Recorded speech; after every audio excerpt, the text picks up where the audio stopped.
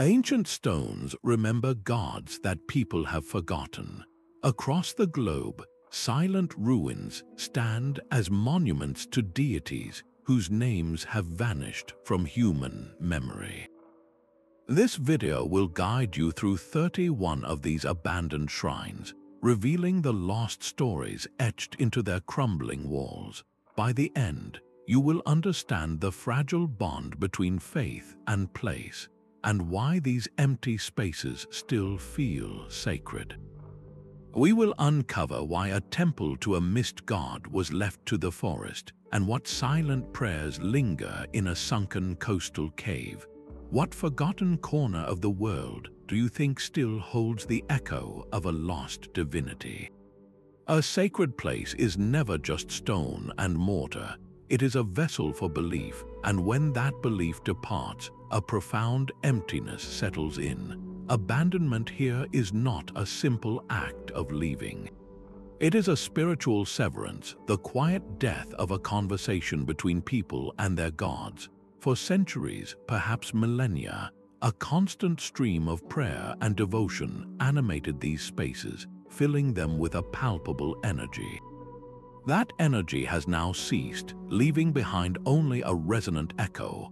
This severance can occur in different ways. Sometimes it is a slow, gentle fading as communities evolve, their beliefs shifting like sand over generations until the old ways are simply forgotten.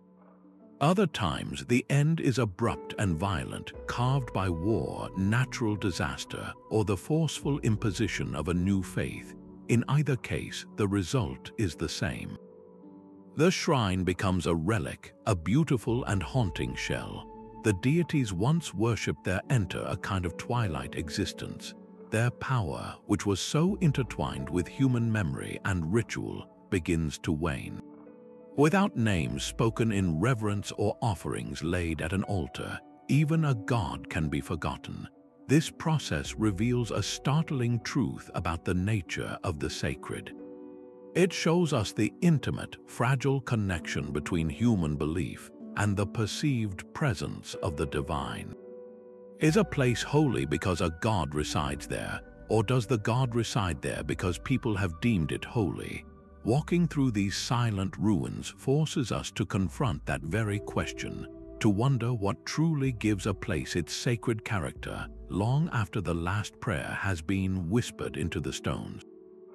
Deep within a secluded European valley, where the fog clings to the pine trees like a ghostly shroud, the stones of the temple of Ethylus remember a different kind of silence.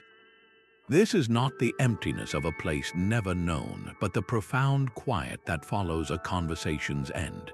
The temple itself is a simple circle of stone, so thick with emerald moss it seems to have grown from the forest floor. At its heart lies a single altar, a flat slab where offerings of rosemary and thyme were once carefully placed, not for a distant, all-powerful sky god, but for a deity of the immediate, tangible world. Ethylus was the god of the mists and the hidden paths. In an era without maps, his favor meant the difference between a safe journey and a permanent disappearance into the white veil of the valley. People did not pray to him for wealth or long life, but simply for clarity, for a glimpse of the trail just a few feet ahead. His divinity was found in the space between one step and the next. Now the forest is completing its slow reclamation. Gnarled roots, patient and relentless, curl over the stone circle, their gentle pressure slowly prying the ancient masonry apart. It is a beautiful and deliberate destruction, yet local tales persist. On certain mornings when the fog is at its thickest, a low, melodic hum is sometimes reported near the central altar. It is not a song with words, but a resonant vibration, like a memory of chant given form by the damp air. Is it the wind channeling through a newly formed crack in the stone?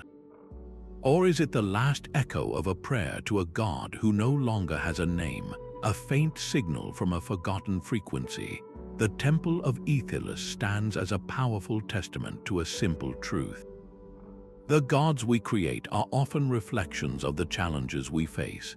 When the challenge fades or the path becomes safe, the god of that path can slowly fade from memory, their sacred place surrendered back to the earth from which it came. The gentle decay of a forest temple is one thing, but the sea's reclamation is a far more patient and powerful force.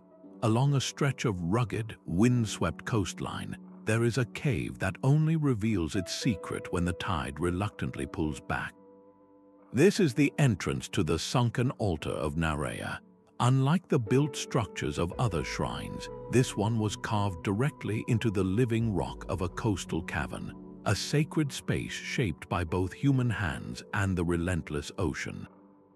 It was a place of quiet supplication, dedicated not to a tempestuous sea god, but to Narea, a goddess who held dominion over the gentle places where land and water meet.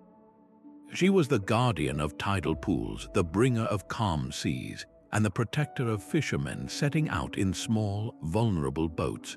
Their offerings were simple and drawn from her own realm, polished shells and small packets of sea salt, left in exchange for a safe journey and a full net. Inside the cave, the air is cool and heavy with the scent of salt and damp stone. Faded murals, their colors bleached by time and moisture, still adorn the walls. They depict not storms or monsters, but serene seascapes, benevolent dolphins, and the gentle, curling forms of seaweed, a visual prayer for peace upon the water. For centuries, this was a place of focused tranquility, but the world has changed. The slow, inexorable rise of the sea has turned the altar itself into a tidal pool. At high tide, salt water completely submerges the carved stone, and the constant, rhythmic lap of waves has smoothed its once sharp features into soft, ambiguous shapes. Yet something intangible remains. Visitors who brave the narrow passage at low tide often speak of a sudden, almost overwhelming sensation of peace that washes over them the moment they step inside. It is a quiet so deep it feels audible, a stillness that seems to settle in the bones. Is this merely the natural quiet of a secluded space, the relief of escaping the wind and waves outside? Or is it the last, lingering echo of Narea's divine purpose, her calming influence still woven into the very fabric of the cave, a final blessing from a goddess whose name the ocean is slowly erasing? High on a lonely moor where the wind never seems to rest, the stones of Kalin speak in a language of moving air. This is not a temple built from quarried rock, but a circle of ancient standing stones, their surfaces smoothed by centuries of relentless gales. They are known as the Whispering Stones, a name that perfectly captures their enduring mystery. Unlike the secluded forest temple or the hidden sea cave, this shrine is utterly exposed, a deliberate choice for a deity who was the very personification of the wind itself. Kalin was not a god of storms or destruction, but a divine messenger, a patron of travelers, shepherds, and anyone who needed to send a thought across a vast distance. Prayers offered here were not trapped within stone walls. They were given freely to the breeze, carried by Kalin over the horizon to their intended recipient, whether a loved one in a far-off village or the ears of other greater gods. The physical construction of the site reveals a sophisticated understanding of the natural world. The stones are not placed at random. They are arranged in a precise astronomical alignment so that on the solstices, the rising and setting sun casts long, dramatic shadows that connect the monoliths like threads of light. It is on these days when the earth holds its breath between seasons that the wind is said to behave most strangely. As it funnels through the specific gaps between the stones, it does not simply howl. It creates distinct, articulate whispering sounds, a soft sibilance that seems to form just beyond the edge of hearing. Local shepherds, whose families have grazed flocks on these moors for generations, still give the circle a wide berth. They refer to it not with fear, but with a quiet respect, calling it a place for old voices. They sense that the space is still occupied, not by a single presence, but but by the accumulated echoes of countless petitions sent into the sky. And if you were to kneel and brush away the coarse grass at the base of any stone, you would find the proof. The names of those who once came here are carved into the rock, each one a personal signature on a prayer. But time and the scouring wind have done their work. The inscriptions are now weathered into complete illegibility, just a web of shallow grooves. We will never know who called upon Kalin or what they asked for. Their identities have been returned to the element they worshipped, their names themselves carried away on the very wind they sought to command. Rising from the endless sands is a monument to a forgotten sun, the crumbling Ziggurat of Anchar. Its terraced levels, once painted in brilliant blues and golds to reflect the sky and the deity it honored, are now the same pale, baked color as the desert that surrounds it. This was not a temple for quiet contemplation, but a colossal engine of cosmic order, dedicated to a god of the noonday sun and final judgment. Anchar represented the sun at its most powerful and unforgiving, a divine eye that saw all secrets and delivered absolute justice. The priests who served him did not whisper prayers for safe journeys or calm seas. They performed precise, public rituals on the Ziggurat's exposed summit, their chants and offerings believed to hold the very fabric of the universe in balance. To ascend those sun-scorched steps was to move closer to a power that could scorch the land or grant life, a force that demanded obedience on a civilization-wide scale. The true heart of Anchar's power, however, lay hidden within. A labyrinth of interior chambers, now almost completely choked with wind-blown sand, functioned as the Empire's sacred archive. Here, scribes meticulously recorded every law, treaty, and royal decree, inscribing them on clay tablets in the name of the sun god. For this society, law and divine will were one and the same. Anchar's judgment was not a metaphor. It was the foundation of their entire social order, a system of rule that reached from the king's throne down to the smallest farming village. The sheer, staggering size of the Ziggurat complex, with its surrounding ruins of storehouses and barracks, speaks to the immense resources and manpower this civilization devoted to appeasing their stern god. And that is what makes its current state so profoundly haunting. The empire that built it is gone, its name lost to the very sands that consumed its cities. The laws inscribed within are now silent, their meanings erased as completely as the paint on the walls. The Ziggurat stands in utter isolation, a skeletal giant in a sea of nothingness. The cosmic order it was built to maintain has long since vanished, leaving behind only a monument to the terrifying scale of a power that could command the building of mountains, yet could not prevent its own silent, sandy extinction. Far from the desert's unforgiving glare, a different kind of emptiness waits in the thin air of a high mountain pass. Here, nestled within a great stone overhang that forms a natural shelter, is the Petroglyph sanctuary of Liora. The silence at this altitude is not merely an absence of sound. It is a physical presence, a vast and weighty quiet that seems to absorb everything but the constant, low hum of the wind.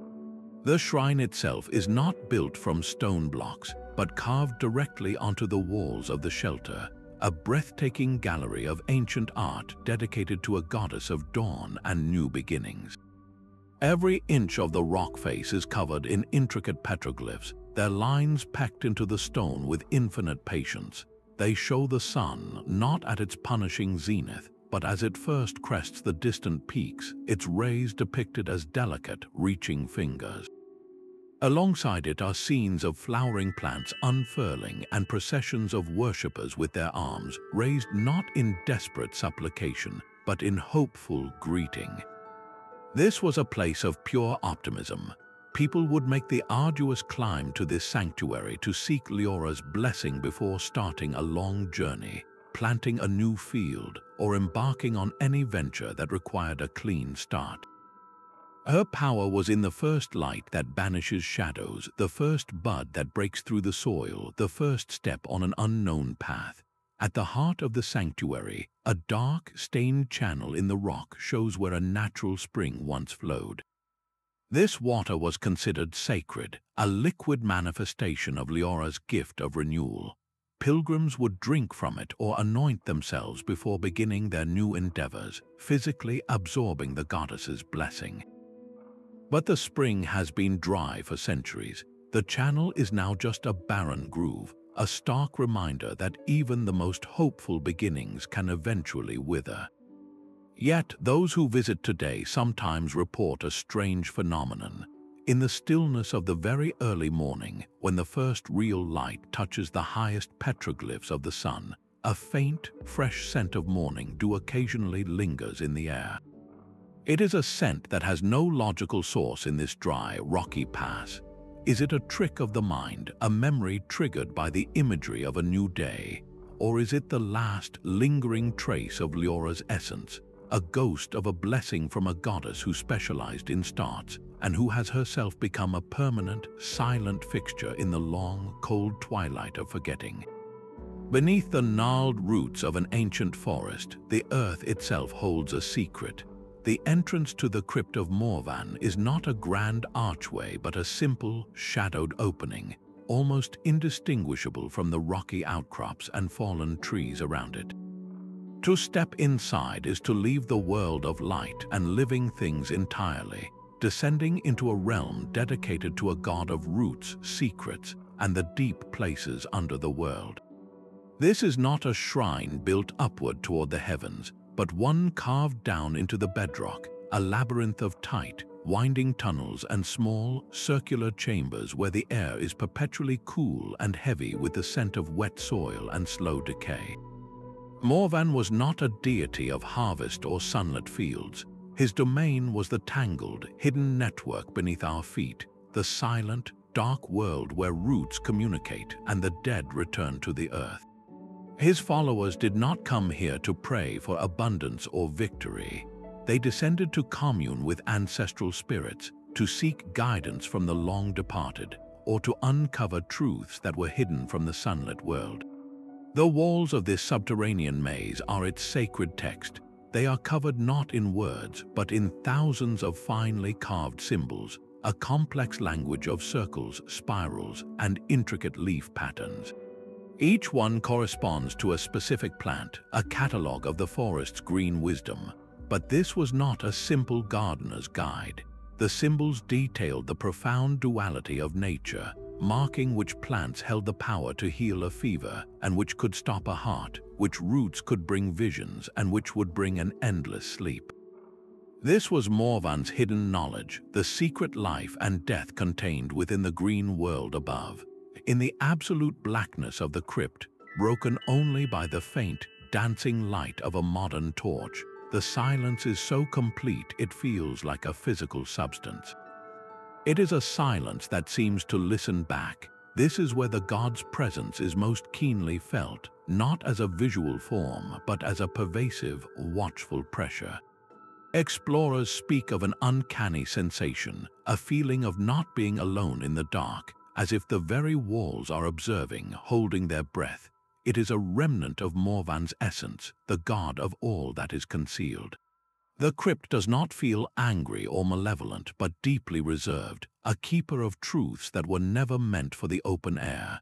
It challenges the very idea of what we consider sacred. Is holiness always found in the light, in open spaces reaching for the sky? Or can it also reside in the profound, secret dark, in the knowledge of roots and the quiet company of what lies buried? The deep, secret silence of the crypt is a world away from the vibrant, liquid light of a tropical lagoon. Here, the water is so clear it feels like swimming through air, and the sun paints shifting patterns on the white sand below. It is in this paradise that you can find the seventh shrine, the coral-encrusted Grotto of Salatia. From the surface, it is almost invisible, its entrance a submerged archway of natural rock that leads into a chamber now entirely claimed by the sea. This was not a place of judgment or hidden knowledge, but a celebration of life itself, dedicated to Salatia, a goddess of salt water, abundance, and the teeming, brilliant chaos of the reef. Her followers did not bring offerings of gold or weaponry. They brought the ocean's own treasures, strands of pearls, and the rarest, most perfectly formed shells, placing them in the grotto as tributes to the source of all their wealth and sustenance. The walls were once covered in vibrant murals depicting the goddess herself, a serene figure surrounded by swirling fish and playful dolphins, a painted hymn to the sea's boundless generosity. But the sea has its own methods of remembrance. Over centuries, tiny coral polyps have begun their slow, patient work, encrusting every surface. The murals are now just ghostly shapes beneath a living tapestry of orange, purple, and blue.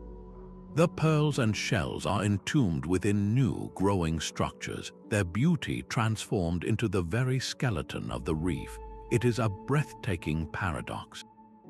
The ecosystem has become both the preserver and the concealer of this sacred space.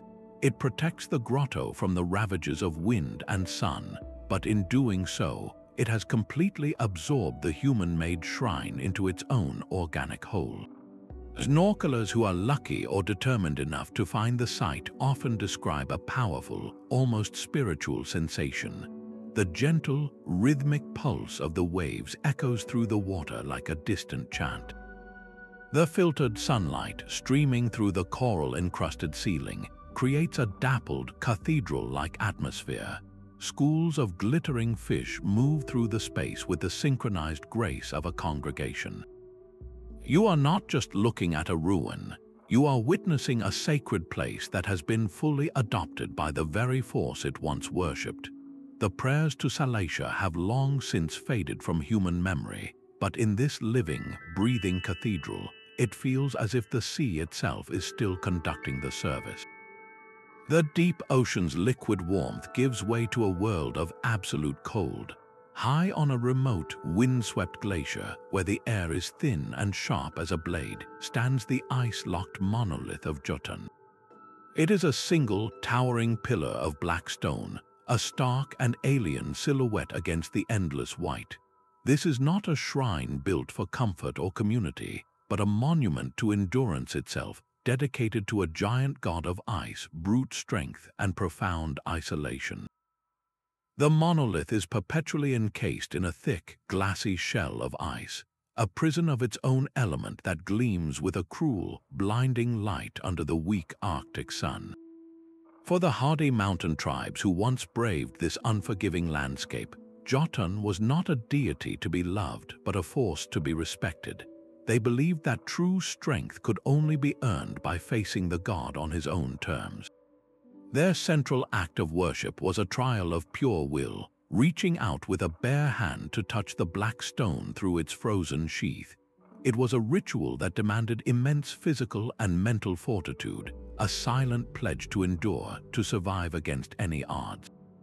The runes carved into the stone, now mostly hidden by the ice, are not poems or prayers. They are stark declarations, simple statements of challenges overcome, names of those who survived a brutal winter, or records of a successful hunt on the treacherous slopes. This was a faith written in the language of survival. Even in its slumber, the shrine is never truly silent. The entire glacier is a living, shifting entity, and its constant, deep groans and sharp, echoing cracks provide a chilling soundtrack to the monolith's vigil. These sounds were interpreted not as geological shifts, but as the deep, slumbering breaths of Jotun himself, a reminder that the god was never truly gone, only waiting. This shrine forces us to confront a different kind of divinity. It represents the deification of the harsh, unforgiving aspects of the natural world. Jotun was not a god who provided, he was a god who tested. His favor was not abundance, but simply the strength to face another day in a world that was constantly trying to kill you. In this frozen, isolated place, faith was not about seeking grace, but about proving you were hard enough to deserve a place in a world made of ice. The silent, frozen endurance of the monolith is a stark contrast to the chaotic, vibrant life of the jungle. Deep within a rainforest so dense that sunlight becomes a filtered green currency, the stepped pyramid of Pachikumac fights a losing battle against the very life it once commanded. This is not a slow fading but an active, aggressive reclamation. Thick lianas like muscular serpents coil around its stone steps, and the powerful roots of strangler figs pry apart masonry that has stood for 1,000 years.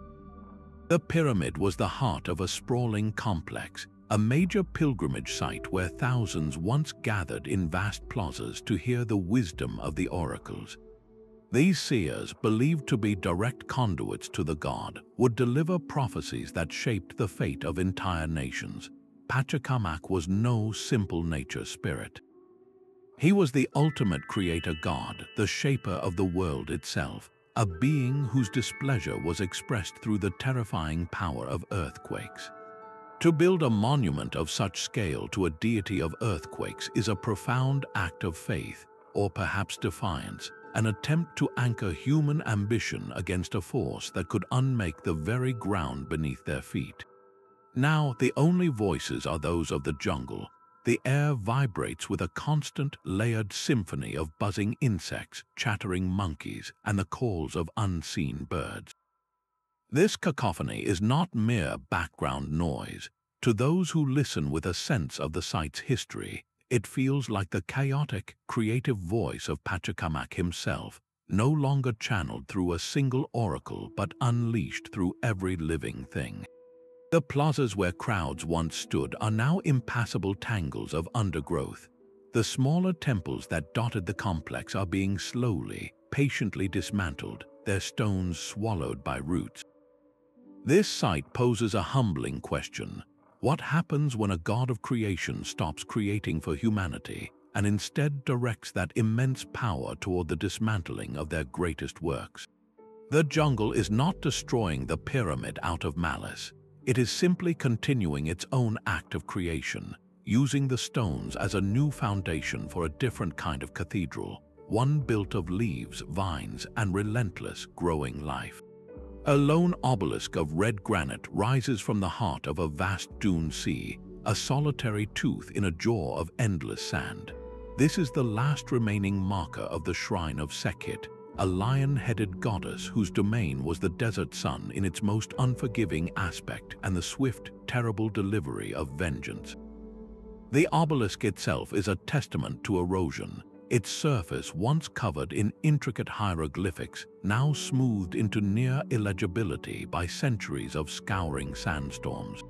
Each grain of sand over thousands of years has acted like a microscopic chisel, patiently erasing the written name and laws of the goddess. Sekhet was no gentle provider of bounty. She was a fearsome protector, and her shrine served as a solemn court under the open sky. Tribal chieftains and accusers would travel here to swear binding oaths and seek her judgment in disputes. To call upon Sekhet was to invite a divine referee whose methods were as harsh and final as the desert itself. A false oath sworn before her was believed to bring a curse not of subtle misfortune, but of immediate and catastrophic retribution. The evidence of her power still litters the ground around the obelisk's base, not in the form of man-made artifacts, but in the fossilized bones of animals bleached white by the sun. These are not the remains of natural deaths. They were symbolic offerings, creatures of the desert given back to the desert goddess, a plea for her to turn her wrath upon one's enemies. Even today, the atmosphere feels charged with a dangerous potential. The heat haze shimmers and dances around the red granite, creating fluid, shifting mirages on the horizon. In the quivering air, distant dunes seem to morph into the shapes of great, stalking cats, and some travelers report fleeting visions of a lioness's form outlined in the glare. Are these merely tricks of light and an exhausted mind, or are they the last, lingering echoes of Sekhet's wrath, a visual memory of the terror she once inspired? This shrine does not speak of a god who nurtured, but of one who enforced. It embodies the raw, terrifying power of the desert, a force that does not negotiate, but simply is, demanding respect through the very real and present threat of annihilation. Hidden within a landscape of broken stone spheres, where the earth has cracked open to reveal its glittering interior, is the crystal-lined cavern of Elwyn. This is not a shrine built by human hands, but a natural cathedral discovered within the geode fields, a place where the very rock has turned itself inside out. The entrance is a narrow fissure, but it opens into a single, vast chamber that feels like the inside of a star. Every surface, from the walls to the high ceiling, is encrusted with colossal, perfectly formed crystals. They are not the small, cloudy stones you might find in a shop, but towering pillars of pure quartz, clear as frozen water and sharp as divine thought. In this space, even the light from a single torch is not merely illumination. It is captured, reflected, and amplified 1,000 times, splintering into 1,000,000,000 shimmering points that dance across the cavern in a silent, chaotic symphony of radiance. This was the domain of Elwyn, a deity not of the sun's heat, but of its clarifying light, a god of reflection and unadorned truth. People did not come here to ask for favors or to seek judgment. They came with a far more difficult request: to see clearly. They would sit in meditation amidst the blinding clarity, allowing the amplified light and the endless reflections to scour their minds of self-deception. In a world of shadows and half-truths, this cavern was a spiritual furnace, a place where illusions were burned away by pure, undistracted perception. The god's power was believed to reside in the crystals themselves, their geometric perfection a manifestation of absolute truth. To see your own reflection fractured and repeated endlessly in those flawless facets was to be confronted with every aspect of yourself, the good and the bad, with nowhere to hide. The cavern's environment itself was the test. The sheer sensory overload of refracted light could be profoundly disorienting, forcing the mind to find a new kind of stillness at its very center. Even now, long after the last seeker of truth has departed, the cavern's magic persists. A beam of sunlight finding its way through a crack in the ceiling transforms the entire space into a swirling nebula of rainbows. It is a beautiful, almost violent display of purity, but the most profound quality is the silence. It is a deep, resonant quiet, somehow magnified by the crystals just as the light is, a stillness that feels like the absence of all lies. To stand here is to feel the ghost of Elwyn's purpose, the lingering echo of a demand for absolute honesty. In a world that so often feels confusing and obscured, this crystal chamber stands as a haunting monument to a simple, terrifying idea: that the greatest clarity can only be found when you're willing to be completely seen, even by yourself. The ocean's roar is the only permanent audience for the ruined amphitheatre of Orpheus. Carved directly into the face of a towering seaside cliff, this semicircle of weathered stone looks out over the endless blue, its steps descending toward a stage that meets the open sky. This was not a place for quiet prayer, but for powerful performance, a shrine dedicated to a god of music, poetry, and the very physics of sound itself. Orpheus was worshipped not through silent meditation, but through the act of creation. It was believed that a song performed with perfect skill and heartfelt emotion on this stage could achieve the impossible: to charm the savage winds into a gentle breeze and soothe the restless sea into a placid mirror. The architecture itself was considered a divine instrument.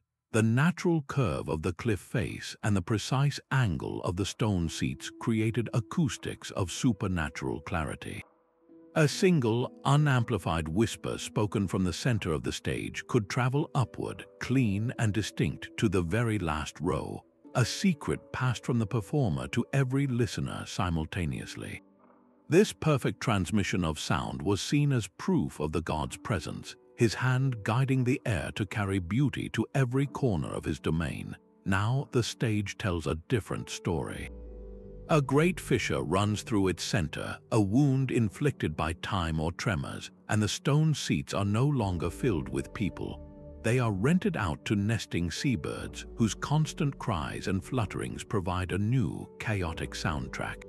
The only performances now are the relentless crash of waves against the rocks below and the low moan of the wind through the crumbling archways. Yet the legend of the place refuses to die. Visitors who stay until sunset, when the light turns the stone to gold and the wind often stills, sometimes report a strange auditory phenomenon. It is not a full song, but the ghost of one, a fragment of a stringed instrument or a fleeting sequence of notes that seems to hang in the salt-tinged air for just a moment before the ocean's noise reclaims its throne. Is it an echo of some long-ago rehearsal, trapped in the stone like a memory? Or is it the art of Orpheus itself, persisting as a pure, abstract form, a melody without a musician, continuing its eternal performance for an audience of empty seats and a god who may have forgotten his own name? The silence of the amphitheatre gives way to a landscape that still remembers its violent birth. On the ashen slopes of a dormant volcano, the charred grove of Ignis stands as a permanent scar. This is not a circle of living wood, but a ring of trees turned to stone, their trunks frozen in the exact moment an ancient lava flow engulfed them. They are now monuments of black glass and porous rock, their twisted branches reaching for a sky they can no longer touch. At the center of this grim circle lies a shallow depression, a stone bowl that once cradled a miracle, a perpetual flame fed by the volcano's own breath. This was the domain of Ignis, a god who held the forge hammer in one hand and the torch of annihilation in the other. His was a volatile, necessary power. Smiths and metalworkers would undertake arduous journeys to this grotto, not to pray for peace or a bountiful harvest, but to plead for a spark of divine inspiration. They understood that true creation, the kind that transforms raw ore into a sharp, beautiful blade, is an act of controlled destruction. They asked Ignis to bless their hands, to grant them the vision to see the sword hidden within the shapeless metal, just as he had once shaped the world from primordial chaos. Even now, the grove has not cooled completely. If you kneel and press your palm to the ashen soil, you can feel a deep, subterranean warmth radiating through the ground. The air carries the faint, sharp tang of sulfur, a ghost of the volcanic gases that once fueled the sacred fire. This place forces a confrontation with a difficult truth. The same force that can reduce a forest to stone and ash is also the power that forges civilizations. Fire destroys, but it also purifies and creates. The shrine of Ignis does not ask for reverence of a gentle nature, but for respect of a raw, untamable power, the very energy of transformation itself, forever suspended between the act of making and unmaking. A goddess of air offered escape on an island that could not be anchored. In the center of a high-altitude lake, perpetually shrouded in mist, the floating island sanctuary of Area drifts in a slow, endless circle. The island itself is a dense, buoyant mass of peat and tangled roots, a piece of the earth that decided to remain separate, forever refusing the solidity of the shore. Upon this wandering patch of ground, the followers of Area built a shrine not of stone, but of woven reeds and lightweight wood, a structure designed to be as insubstantial as the breeze it honored. It was a place for those who felt trapped, a divine escape route. People would come here to pray for release from any form of bondage, whether it was the chains of slavery, the invisible confines of a rigid social role, or simply the heavy weight of a life they no longer wanted to live. The journey itself was part of the ritual. The small, vulnerable boat ride across the deep, cold water was a physical act of leaving the old world behind. Stepping onto the gently bobbing island felt like stepping off the edge of the map, entering a space where the normal rules of gravity and society no longer applied. The sensation of weightlessness was not an illusion. You could feel the subtle movement of the water beneath the peat, a constant, gentle reminder that you were untethered. Now the wooden shrine has long since collapsed, its light materials returning to the earth from which they grew, but the sanctuary has found new, perfect occupants. The island is a bustling rookery, a haven for countless birds. Their constant, swirling flights above the misty lake are a living, breathing prayer to Aria's domain. The air is filled with the sounds of their calls and the rush of their wings, a symphony of freedom performed daily for an audience of one. To stand there now is to feel a profound sense of detachment, as if you are floating not just on water but between worlds. The solid ground of your old life is visible on the shore, but it feels impossibly distant, a memory from another lifetime. The island's endless drift seems to whisper a single, persistent question, a challenge from a forgotten goddess of liberation. What chains are you willing to leave behind to feel this free? 15 meters beneath the surface of a placid inland sea, the broken rooftops of a sunken city sketch a ghostly map against the sandy floor. This is the final resting place of a metropolis claimed by a single, catastrophic earthquake, and here, in what was once its central plaza, the oracle's well of Tyres remains perfectly intact. The well was never a source of water. It was a channel for sound, a stone throat leading down into darkness, dedicated to a god who embodied the ultimate tragic paradox. Tyres was a blind deity of prophecy and fate, gifted with perfect foresight but cursed with absolute powerlessness.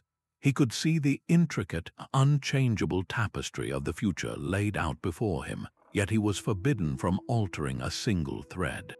His was a knowledge that brought no salvation, only the terrible burden of certainty. People would travel from across the land to stand at this well, their hearts pounding with a desperate mix of hope and dread. They would lean over the stone rim and shout their most urgent questions into the void. What does my future hold? Will my child survive the winter? Will this war ever end? The well did not answer with a clear voice. Instead, it would send back their own questions transformed. The words would return as distorted, layered whispers, twisted by the unique acoustics of the deep shaft. These echoes were not literal predictions, but raw material for the priests of Tyres, who would stand beside the questioner and interpret the garbled sounds, weaving them into a prophecy. The system was fraught with ambiguity, a reflection of the god's own fractured sight. A plea for love might return as a whisper that sounded like the word sorrow. A question about a journey could echo back with the faint sibilance of snake. The prophecy was always a riddle, a reflection of the cruel truth that knowing your fate does not necessarily mean you understand it. Today, the city is a silent, aqueous museum. The well's circular opening is still visible, a perfect black circle against the pale stone of the plaza. But the deep silence that divers report encountering there is unnatural. In an environment filled with the gentle clicks of shrimp and the distant murmur of currents, the space around the well is a bubble of absolute auditory void.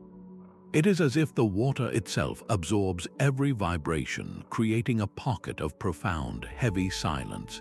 This is the final, perfect state for a shrine to Tyres.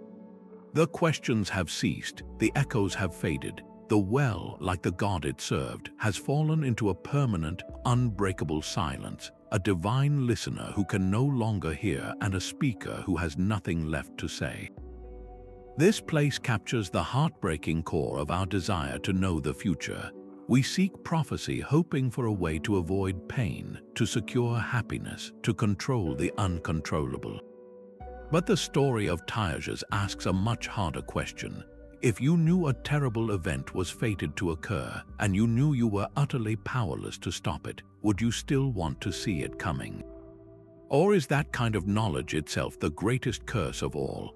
A vast, open heath holds a calendar written in stone. Under the endless sky, the moon-aligned dolmens of Selenia stand as silent witnesses to the night. These are not towering monuments, but a series of patient structures, each one a massive, flat stone resting upon two upright supporters, arranged across the landscape in a pattern that mirrors the moon's slow, celestial dance. This was the domain of Selenia, a goddess who ruled the moon, the world of dreams, and the quiet voice of intuition. Her power was not in loud pronouncements but in subtle influences, the pull on the tides of both the ocean and the human soul.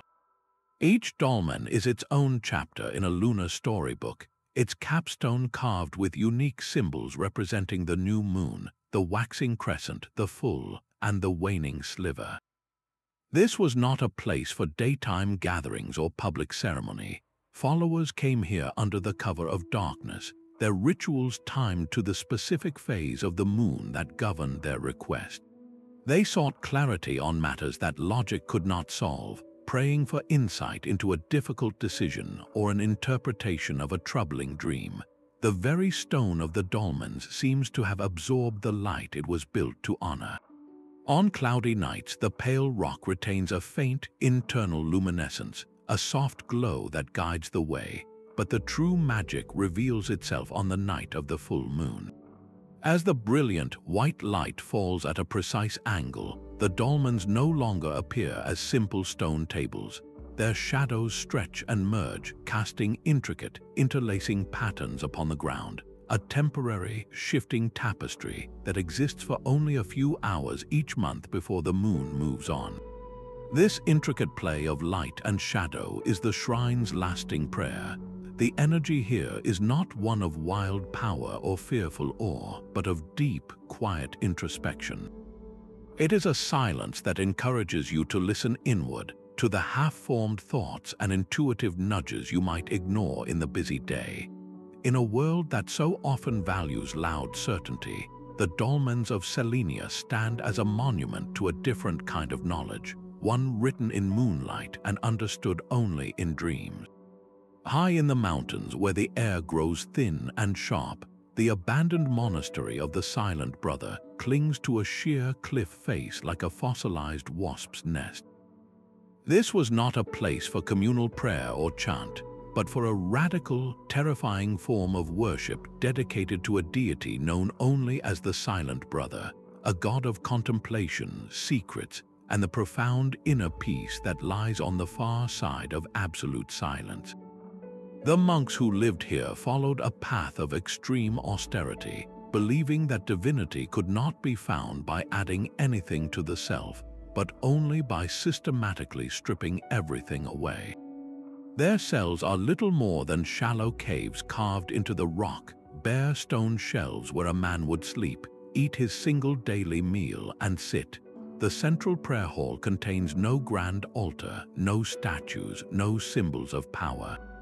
Instead, the walls are lined with empty niches, each one a personal space where a monk would sit in silent meditation, not for hours or days, but for years. The only decorations are faded frescoes that depict not scenes of paradise or divine beings, but allegories of silence itself. One shows a man calmly plugging his own ears, another depicts a scroll burning away to reveal only blank parchment. These images were their scripture, teaching that the voice of God could only be heard once the constant chatter of the human mind had been permanently stilled. Now the wind has become the monastery's only resident. It screams through the empty cells and howls in the vast prayer hall, a constant, violent noise that stands in stark opposition to the profound quiet the monks sought. This is the shrine's final, ironic lesson.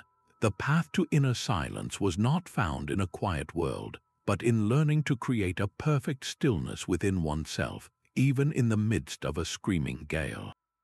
To sit here now is to feel the ghost of that immense effort, the weight of countless hours spent in a conscious battle against the self. What does it mean to worship a god of silence? It is perhaps the most demanding faith of all, one that asks you to vanish completely in order to find what remains when you are finally, utterly gone. The river's power to destroy is matched only by its power to give life. In a vast, fertile floodplain, this eternal cycle was carved into the earth itself as the river serpent mound of Yermund. From the ground, it appears as a series of gentle, grass-covered hills, but from above, the truth is breathtaking. This is not a built structure but a shaped landscape, a colossal earthwork forming the sinuous, coiled body of a gigantic serpent. The shrine was a physical prayer to Yermund, a river serpent deity who embodied the two faces of the water, both the destructive force that could erase villages and the fertile gift that deposited the rich silt for the next season's crops. The people here understood that creation and destruction were not opposites but two parts of the same unbreakable cycle, and their survival depended on honoring both. The genius of the mound's construction reveals a deep, observational wisdom. It was precisely aligned with the contours of the land so that each spring, as the mountain snows melted, the rising river would not simply approach the effigy. The water would first fill the depressions that defined the serpent's lower coils, then slowly climb, making it appear as if the great earth serpent itself was stirring from its slumber, awakening and rising with the flood. This was not a moment of terror but a sacred spectacle, a visible manifestation of the god's power returning to the world.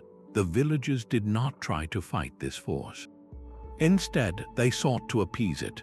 Their offerings were not treasures but symbols of their livelihood, sheaves of the previous year's grain and finely woven baskets, given back to the river in the hope that Yermund would be satisfied and grant a fertile, not a furious, inundation.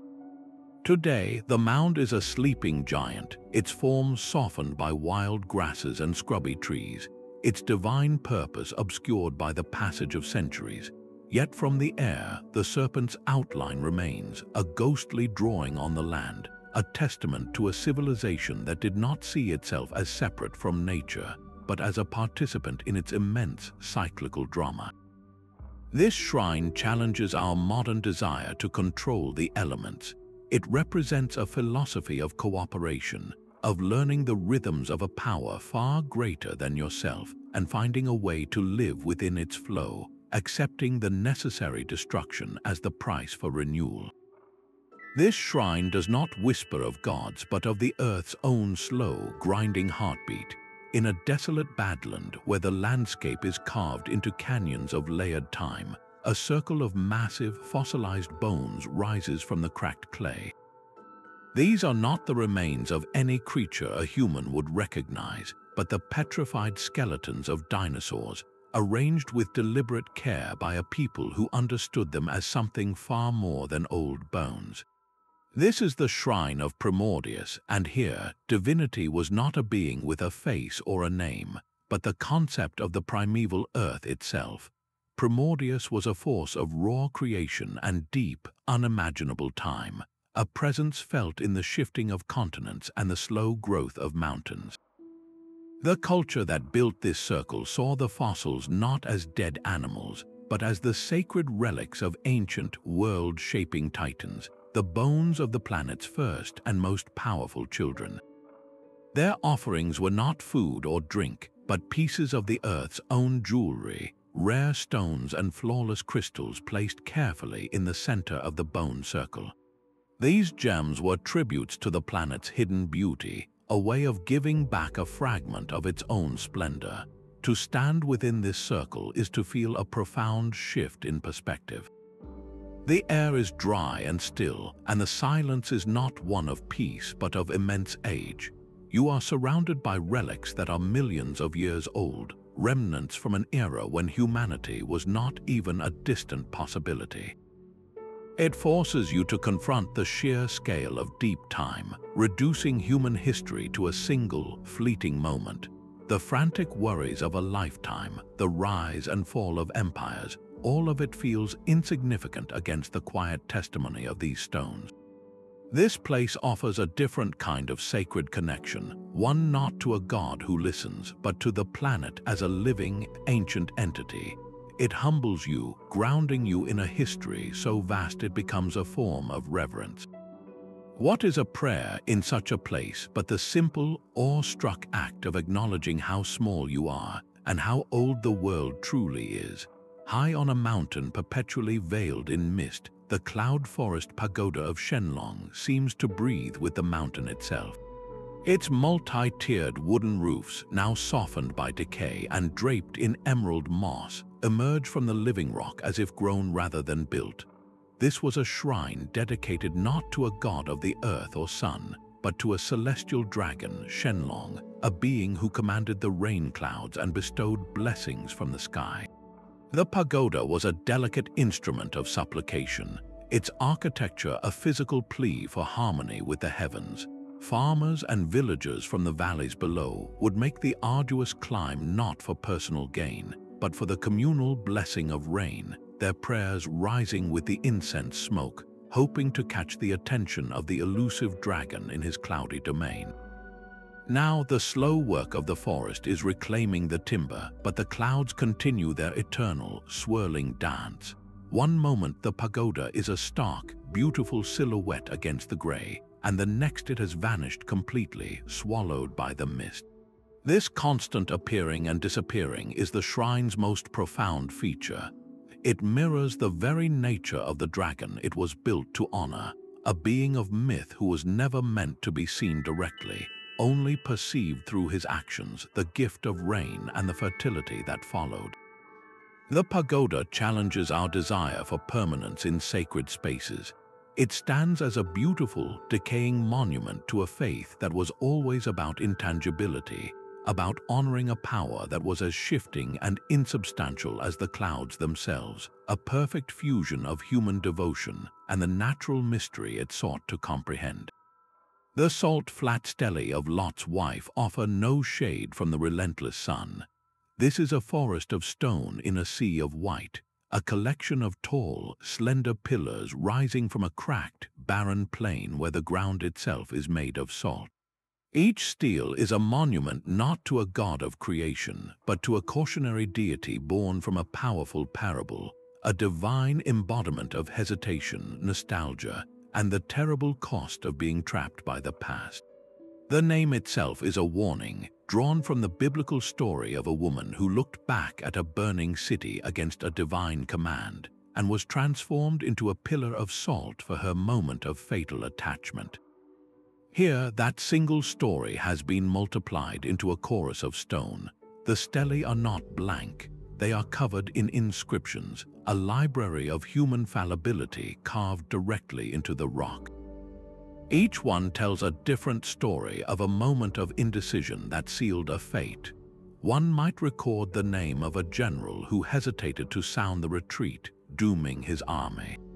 Another tells of a merchant who, out of greed, delayed leaving a port until the season's last ship had sailed, losing his entire fortune. The carvings speak of lovers who waited too long to confess their feelings, of leaders who paused when decisive action was needed, of everyday people paralyzed by the fear of making the wrong choice. The environment itself is part of the shrine's punishing lesson. The heat is a physical weight, and the air is so dry it feels like it is pulling the moisture directly from your skin. The blinding whiteness of the salt flat stretches to the horizon in every direction, offering no landmarks, no promise of an end. As the sun moves, the stelae cast long, thin, and wildly distorted shadows that creep across the ground like accusing fingers. There is no life here, not even the hardiest insect. The only sound is the crunch of salt crystals under your own feet, a noise that only emphasizes the profound isolation. To walk among these stones is to take a tour through the Museum of Regrets. It is a profoundly unsettling experience, designed to provoke a deep and uncomfortable introspection. The shrine does not judge the specific failures, but rather presents them as a collective human condition.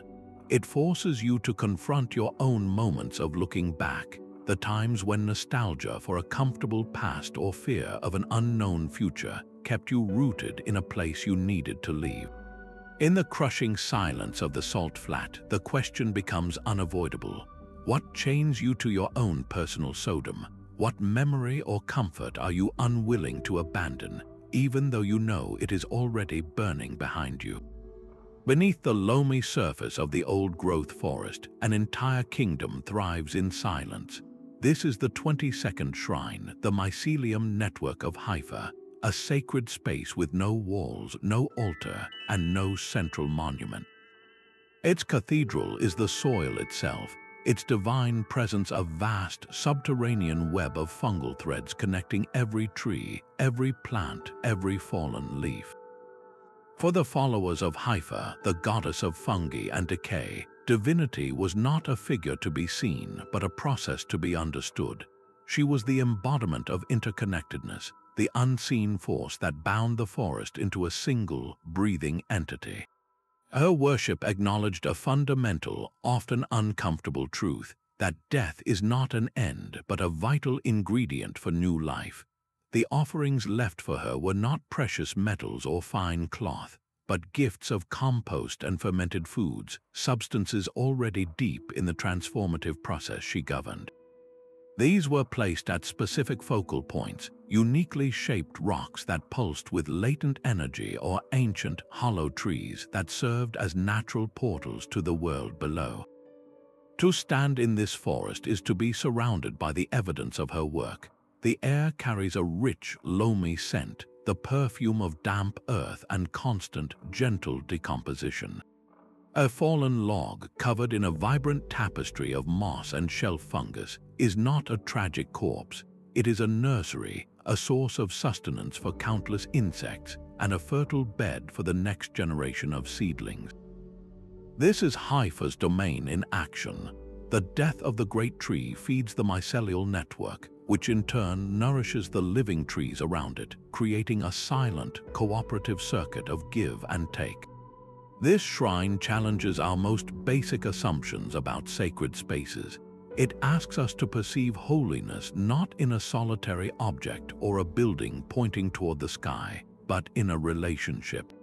The divine here is the connection between the root and the fungus, the exchange of nutrients between the old and the new, the beautiful, necessary cycle of rot and rebirth. There is no central point to focus your prayer because the prayer is the entire system. To honor Haifa is to acknowledge that you, too, are a part of this vast, intricate web, that your own existence is interwoven with the life and the death of everything around you. In this quiet, ancient wood, the greatest act of worship is simply to understand that you are standing on a living map of a forgotten goddess, a neural network of the forest floor that remembers the sacred bond between ending and beginning. The polished black stone of the stargazing platform feels cold, even through the day's lingering heat. High on this isolated mesa, with the horizon falling away in every direction, the shrine of Astrius offers no protection from the elements, only an unobstructed view of the infinite. This was not a place to hide from the cosmos, but to immerse oneself in it completely, dedicated to a titan who was the very soul of the stars and the art of reading their slow, silent dance. The circular platform is a masterwork of ancient precision, its surface inlaid with delicate threads of silver that map a sky no one alive can now decipher. These are not the familiar constellations of our modern charts, but a lost celestial language, a diagram of the heavens as understood by a people who saw the night not as an emptiness, but as a divine, illuminated text. The priests of Astrius were its translators. Their primary act of worship was one of profound stillness and patience. They would recline directly upon the cold stone, their bodies aligned with the silver patterns, and simply watch. For hours through the long, dark nights, they would lie there, tracing the paths of wandering stars with their eyes, committing the subtle shifts in the celestial tapestry to memory. They believed that the future was not written in books or spoken by oracles, but was slowly unspooled in the stately, predictable motion of the heavens. A comet's unexpected appearance, the delicate dance of two planets converging, the slow dimming of a distant sun, all of it was a sentence in a story waiting to be read. The environment itself was part of the ritual. The darkness at this elevation is not merely the absence of light. It is a deep, velvet blackness that feels solid and complete, a canvas that makes the stars themselves appear unnervingly close, like diamond shards embedded just beyond reach. The silence is so profound that the constant, low rush of the wind across the mesa becomes the only soundtrack, a sound that does not feel like weather, but like the deep, rhythmic breath of the universe itself. This shrine represents one of humanity's most profound and enduring quests, the search for order in the chaos of existence. By mapping the stars and believing their movements held meaning, these ancient astronomers were trying to anchor their fleeting lives to something permanent and predictable. In the vast, indifferent expanse of space, they sought a pattern, a sign that there was a mind behind the majesty, a divine order to the cosmos that could, with enough patience and wisdom, be understood. A secluded highland meadow explodes into life for just 2 fleeting weeks each year, a sudden riot of color and scent in an otherwise quiet landscape. In the very center of this ephemeral spectacle stands a small, beehive-shaped tomb built from stones gathered from the surrounding hills. This is the shrine of Melona, a goddess who held dominion over the humble bee, the golden treasure of honey, and the simple, profound sweetness of existence itself. The tomb was never intended for a human body, but served as a sacred repository for the very essence of her power. Inside the cool, dark interior, villagers would place their most precious offerings, not gold or jewels, but carefully sealed pots of honey and cakes of pure beeswax. The walls are a testament to her domain, covered from floor to ceiling in intricate carvings of honeybees in mid-flight, and the detailed petals of the very flowers that bloomed just outside. This entire cycle was seen as Melona's divine performance. The meadow's sudden, breathtaking bloom was her annual gift, a generous outpouring of life and potential, and the frantic, humming activity of the bees was the sacred work of transforming that gift into a lasting sweetness. For those 2 weeks, the air itself becomes a thick, intoxicating potion, heavy with the perfume of 1,000 different nectars and filled with the constant, resonant hum of countless wings. It is a sensory experience that feels truly miraculous, a direct connection to a goddess who specialized in fleeting joy. The shrine's lesson is written in the very temporality of the meadow. Melona was not a goddess of eternal summer or endless bounty. Her power was in the brief, intense, and beautiful moment, the preciousness of a sweetness that you know cannot last. To stand there during the bloom is to understand that the most divine experiences are often the most transient, and that their value is measured not in their duration, but in the profound joy they imprint upon the memory long after the last petal has fallen and the bees have gone quiet. The canyon's stone waterfall holds a perfect, silent memory of motion. This is the petrified cascade of Neas, a place where a goddess of fresh water and bubbling springs has long since departed, leaving only a fossil of her presence. The waterfall itself is an illusion of the most beautiful kind. It is not water turned to stone by some sudden magic, but a colossal formation of travertine, built droplet by mineral-rich droplet over thousands of years. Each delicate, rippling curtain and every scalloped basin was slowly sculpted by water that flowed along this very cliff, depositing its stone essence layer by patient layer. Then, as the earth shifted in its slow sleep, the water source changed its course, abandoning the creation it had spent millennia building. What remains is a breathtaking cascade of stone, a sculpture of impossible fluidity frozen in a single, eternal moment. The intricate forms are still there, the delicate tracery of what were once flowing veils of water, now silent and still. In the rock face behind this stone waterfall, small, hand-carved niches are still visible. These were not for grand sacrifices, but for simple, heartfelt gifts. The followers of the nymph Neas would place fresh-cut flowers and perfectly smooth, water-worn stones into these alcoves, tributes to the goddess of the life-giving spring. They were thanking her for the clear, cold water that sustained their fields and their families. Now, the most profound feature of the shrine is the silence. In a place built by the roar and splash of falling water, the absence of that sound is a physical presence. You stand before this monumental sculpture of a waterfall, your mind supplying the thunder that should be there, and are met with an absolute, crushing quiet. It makes the frozen cascade seem even more dramatic and ghostly, a memorial to a voice that has been permanently stilled. This shrine is not merely a monument to a forgotten nymph. It is a testament to the Earth's own restless, changing nature.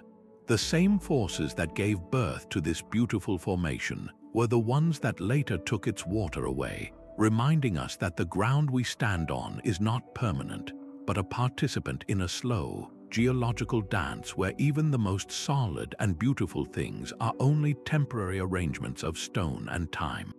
The darkness at the bottom of the ravine is not a mere absence of light, but a substance in itself. Here, the shadow labyrinth of Umbra is carved not upward toward the sky, but downward into the very floor of the world, a maze with no center and no exit in the traditional sense. This was not a puzzle to be solved, but a journey to be experienced, a physical manifestation of a descent into the unconscious mind. Umbra was a god of shadows, but not in a sinister way. His domain was the quiet, forgotten corners of the self, the repressed memories, the unspoken fears, and the hidden potential that resides in every person. The high walls of the labyrinth ensure that once you take a few steps, the entrance vanishes from sight, and the world above ceases to exist. The only illumination comes from patches of faint, blue-green bioluminescent fungi that cling to the stone, their ghostly light serving not to guide the way, but to make the surrounding darkness feel even deeper and more profound. Followers of Umbra entered this maze not to find a god waiting at the end, but to lose their own sense of self along the winding path. They believed that by willingly submitting to this literal disorientation, by walking until every conscious thought of direction and purpose was stripped away, they could finally quiet the noise of their own mind. In that deep silence, they hoped to encounter the shadow self, not to fight it, but to understand it, to integrate the hidden parts of their own psyche into a more complete whole. The air within the labyrinth is perpetually cold and unnervingly still, as if the very atmosphere is holding its breath. The feeling of being lost is not an accident of the design, it is the entire point. Every identical turn, every dead end that forces you to retrace your steps is a lesson in surrender. To walk here is to engage in the most demanding form of meditation, where the only thing to focus on is the sound of your own heartbeat and the slow, patient process of confronting what you usually keep buried. The Shrine of Umbra presents a radical idea about the nature of the sacred. It suggests that true enlightenment might not be found by seeking the light, but by having the courage to make peace with the dark. The desert silence can be a physical weight, but in one forgotten oasis, the quiet is broken by a song without a singer. The singing dunes of Siren rise like golden waves, and when the wind sweeps across their crests at a precise, magical speed, the air itself begins to vibrate with a deep, resonant hum. It is a sound that feels both ancient and alive, a low cello note sustained by the earth itself. To the desperate traveler crossing the barren expanse, this phenomenon was not a simple trick of physics. It was the voice of a goddess. They called her Siren, a deity of sound, allure, and the shimmering, deceptive beauty of mirages. Her song was a powerful lure, a siren call in the most literal sense, drawing parched souls toward what they hoped was salvation. The oasis itself was her shrine, a sacred space defined by the stark contrast between the dune's mesmerizing music and the life-giving water it promised. Finding this place was not just a relief, it was a divine encounter. In gratitude, those who survived would tear a strip of cloth from their own robes and tie it to the branch of one of the oasis's few stunted trees. These faded ribbons are the shrine's only physical offerings, a silent forest of tattered prayers left by people whose names are lost to the desert winds. Each one represents a personal miracle, a life returned from the brink by a goddess who used the desert's own voice to guide them to safety. This place perfectly illustrates how our ancestors wove myth from the very fabric of the natural world. They personified the mysterious and the dangerous, giving a name and an intention to forces they could not otherwise understand or control. The singing sand was not a random geological event. It was the conscious call of Siren, a conscious, if fickle, act of mercy in an unforgiving landscape. It gave the terrifying vastness of the desert a voice one could listen for and a purpose one could pray to. The oasis stands as a beautiful, practical testament to a fundamental human need to find meaning and guidance in the whispers of the world around us, transforming a simple survival instinct into a conversation with the divine. The retreating glacier revealed its final, frozen congregation. At the head of a remote fjord where the ice withdrew after centuries of patient grinding, it left behind a forest of jagged pinnacles, a gallery of naturally sculpted totems carved not by human hands but by the immense, slow pressure of the ice itself. These towering forms of compressed snow and ancient blue ice became the shrine of Boreas, a deity whose breath was the north wind and whose dominion was the long, deep sleep of winter. For the people who lived in the shadow of the ice, the glacier was not a static thing. It was a living, moving entity, and its slow, inexorable work of carving the stone and sculpting these strange, beautiful forms was the visible evidence of the god's power. They did not build a temple here. They recognized that the landscape itself was the temple, and the ice totems were its altars. Their offerings were drawn from the only world they knew, intricately carved pieces of bone and antler, placed carefully at the base of the frozen spires as tributes to the force that shaped their harsh, beautiful world.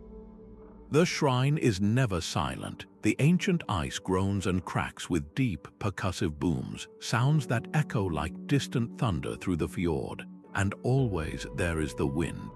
It funnels down the long, narrow channel of water with a fierce, constant roar, a sound so powerful it can be felt in your bones. This was not a gentle place of contemplation, but a shrine of raw, elemental power. It represents a profound form of worship, one where divinity is not separated from the natural world, but is seen as inseparable from its most awesome and terrifying processes. The people here looked upon a landscape being actively carved by ice and wind, and they did not see chaos. They saw the deliberate, magnificent work of a god, an artist whose medium was mountain stone and whose breath was a gale. It challenges our modern separation of the sacred from the natural. In this fjord, the two were one and the same, a reminder that the most powerful shrines are not always built, but are sometimes revealed, left behind by the retreating ice as a final, frozen prayer to the winter that made them. The island offers no shelter from the wind or the gaze of heaven. On this lonely rock stands the abandoned observatory of Celestine, a round tower of pale stone whose slit windows are not for looking out, but for looking up. Each narrow opening is a precise frame for a specific star or wandering planet, a stone lens focusing on the cold, distant fires of the cosmos. This was the domain of Celestine, a goddess who did not deal in daily blessings or gentle guidance.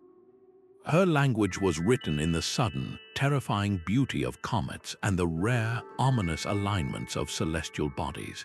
She was the divine embodiment of the omen, and her appearances in the night sky were not celebrated, but studied with a mixture of dread and awe, for they heralded revolutions, the fall of kings, or the beginning of golden ages.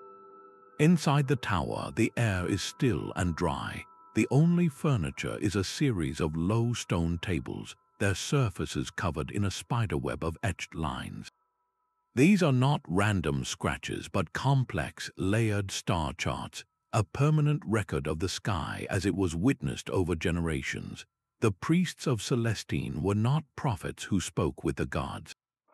They were celestial accountants, their entire lives devoted to the meticulous work of tracking, recording, and attempting to predict the next appearance of their volatile goddess in the heavens.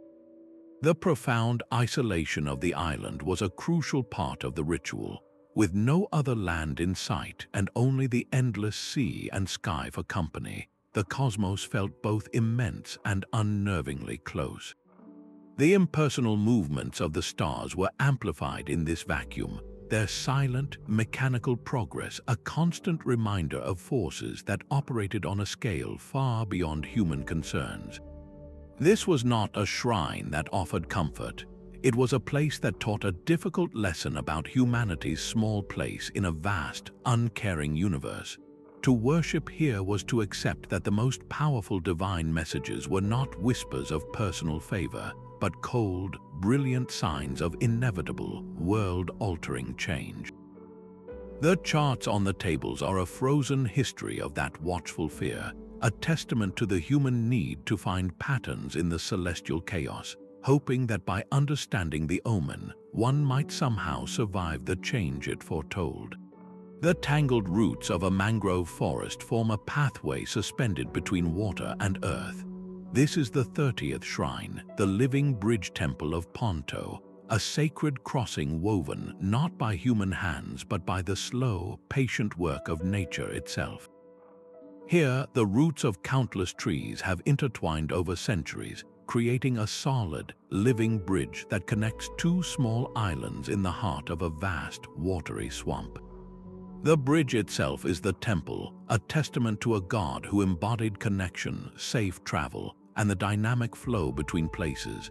Ponto was not a deity who resided in a fixed statue or a sealed chamber. His divine presence was the network itself, the constantly growing and shifting system of roots that provided a stable path through an otherwise treacherous and unstable landscape. For travelers and merchants navigating the labyrinthine waterways, this natural bridge was a miracle, a clear sign of divine favor. Their prayers were simple acts of gratitude. They would bring small, personal tokens, a carved bead from a necklace, a lock of hair tied with a thread, or a polished stone from their home village, and carefully tie these offerings to the pliable aerial roots. Each token was a silent thank you for a journey completed or a plea for protection on the path ahead. To walk across this shrine is a unique sensory experience. The bridge is not rigid or still. It sways gently with the push and pull of the tide, a constant, rhythmic motion that makes you acutely aware of the living world beneath your feet. The structure is alive with sound and movement, filled with the scuttling of small crabs and the calls of hidden birds. This is not a monument to a forgotten past, but a shrine that is still actively growing, changing, and fulfilling its purpose. It presents a beautiful idea that the most sacred connections are not rigid structures, but living, breathing processes, much like the god they were built to honor. The dark water of the cenote holds a perfect, inverted world. This is the final shrine, the echoing cenote of chalk, a natural well sunk deep into the limestone heart of the jungle, a place where the Maya believed the veil between our world and the underworld was at its thinnest. It was not merely a source of water, but a sacred portal, a direct line of communication to a powerful and temperamental god. Chalk was the master of the storm, his face appearing in the swirling clouds, his voice the crack of thunder, and his gift the life-giving rain that sustained an entire civilization. To stand at the edge of this sinkhole is to stand at the brink of another realm. The water below is a sheet of obsidian, so still and dark it seems solid, reflecting the dense green canopy that crowds the circular opening high above. But that darkness is an illusion. The water is also impossibly clear, and as your eyes adjust, the bottom slowly resolves from the gloom. It is not a barren floor. It is a scattered treasure, a collection of silent pleas made tangible.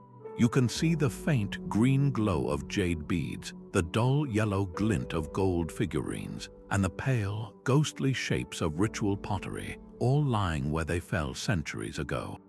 These were not casual gifts, they were desperate negotiations. In times of prolonged drought, when the sun scorched the maize fields and the future of the city hung in the balance, the priests would lead ceremonies here.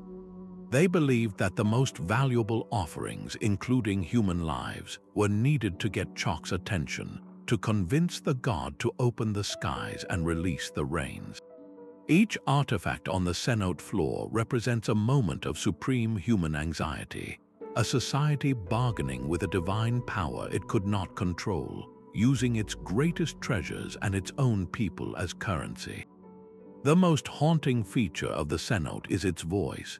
The unique, circular shape of the limestone chamber creates a perfect natural amphitheatre. A single shout does not simply echo. It transforms, the sound fractures upon the water's surface, splintering into a cascade of overlapping whispers that seem to rise from the depths themselves, as if the underworld is answering.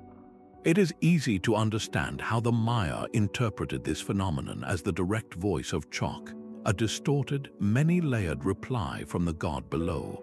Today, the cenote is silent in a different way. The prayers have ceased, the rain ceremonies are a memory, the artifacts remain, but the desperate hope that placed them there has long since evaporated. The water is still and cold, a perfect mirror that now reflects only the empty sky. This last shrine brings our journey to a powerful close, forcing us to confront the ultimate fragility of the bond between humanity and the divine. We have seen gods of mist and wind slowly fade with the challenges they represented. We have seen gods of creation and fire reclaimed by the very forces they commanded. But the cenote of Chok shows us a relationship that ended not with a gentle fade, but with a broken connection. It was a conversation abruptly cut off, a phone line left dead. The god of rain was once the most vital force in this world, the difference between life and death for millions. Now his name is a footnote in a history book, and his sacred portal is a quiet pool in the jungle, its depths holding the unanswered questions of an entire civilization. What does it mean when the god who held the power of life itself becomes the one who is most completely forgotten? These 31 silent places scattered across the globe are not entirely separate stories. Look closely, and you begin to see the same threads of loss and memory woven through each crumbling stone and sunken altar. The gods who are forgotten, whose names now cling to these ruins like fading ink, almost always presided over a very specific, tangible part of the world. They were not distant, all-powerful sky-fathers, but deities of the immediate and the intimate. Ethylus ruled the mist in one particular valley. Narea guarded the calm waters of a single coastal cave. Their power was rooted in place, as localized as a unique spring or a treacherous mountain path. When that specific place lost its central importance, or when the community that understood its dangers and blessings moved on or evolved, the god tied to it began to fade from memory. Their divinity was inextricably linked to a human-scale need, and when that need vanished, so too did the fervent prayers that gave the god its strength. The abandonment of these sites often aligns with two great tides of human history. One is the slow, grinding collapse of the civilization that built them. The Ziggurat of Anchar did not fall out of use gradually. It was left behind when the entire empire that worshipped there crumbled into dust, its laws and its people swallowed by the desert. The other tide is the rise of global, universalizing faiths. As larger religions spread, they often absorbed or replaced these localized spirits, offering a single god for all places and all peoples, rendering the old, specific guardians unnecessary.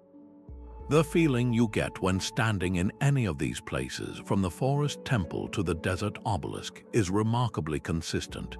It is a profound peace, yes, but it is a peace tinged with a deep and gentle melancholy. Time itself seems to have slowed, as if the land is holding its breath, waiting for a conversation that will never resume. The frantic pace of the modern world feels a million miles away. In this quiet, the boundary between our solid, physical reality and the more subtle, spiritual world feels incredibly thin, like a veil that has been worn translucent by centuries of whispered prayer.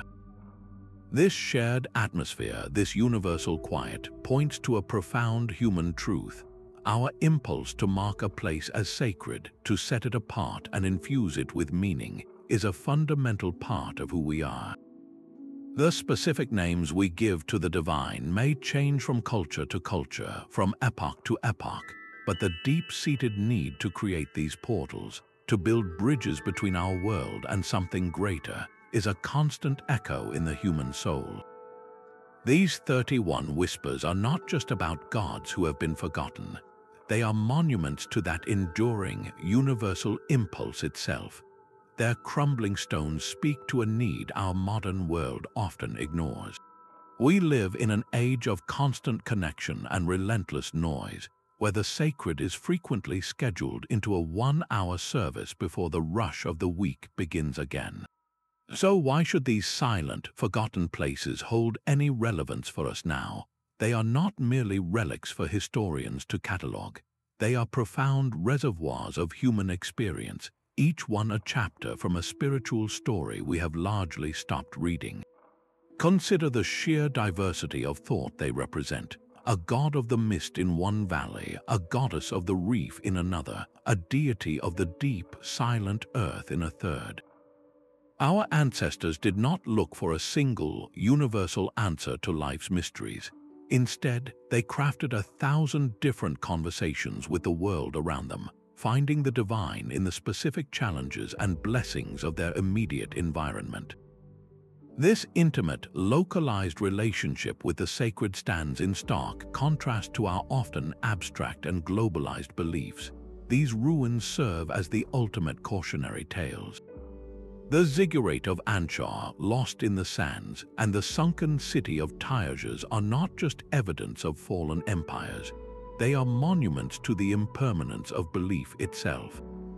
They show us that even the most powerful gods, the ones who commanded the building of mountains and the delivery of absolute justice, can be utterly forgotten. No empire, no matter how vast, and no faith, no matter how fervent, is guaranteed to last. This is not a pessimistic thought, but a humbling one. It reminds us that our own certainties, our own deeply held convictions, are part of a flowing river of human thought, not its final destination. But perhaps their greatest gift to us today is the quality of their silence. In a world screaming for our attention, these places offer a rare and precious quiet. They are spaces for contemplation that ask for nothing in return. You do not need to know the ritual or speak the name of the god to feel it. You simply have to stand there and listen. And in that listening, you are not waiting for a specific deity to whisper back. You are opening yourself up to a more general, profound sense of wonder. It is a connection to the countless generations who stood in that same spot, who felt fear, hope, love, and despair, and who directed those raw human emotions toward the stones around you. These abandoned shrines challenge our most basic assumptions. We build skyscrapers of steel and glass, believing in their permanence, while a simple stone circle that has endured for millennia whispers that true endurance might be found in flexibility, in the ability to be reclaimed by the earth. We often define the sacred as something pristine, protected, and separate from decay. Yet these places, in their beautiful, ongoing collapse, suggest that holiness might also be found in the cycle of return, in the patient, gentle embrace of moss and root and sea.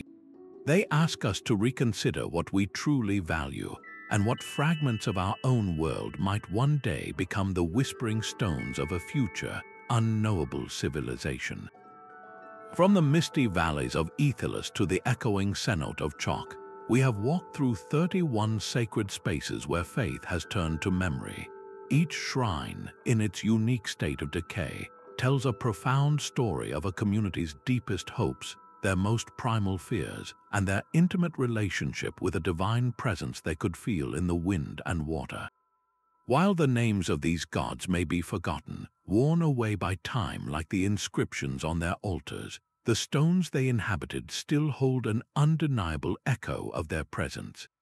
It is a whisper on the wind for anyone willing to be still and listen. These places are powerful reminders that all things, even gods, are ultimately subject to time. They rise with our belief and fade with our memory. Let this journey inspire you to look for the sacred and the forgotten in your own world. Perhaps it is an old, overgrown foundation in the woods, a strangely shaped stone in a field, or simply a story told by an elder that no one else remembers. These, too, are whispers from the past. If these echoes of lost deities have captivated you, consider subscribing for more journeys into history's deepest mysteries. And we would love to hear from you. Which of these 31 haunting shrines lingered in your mind the longest? Share your thoughts in the comments below.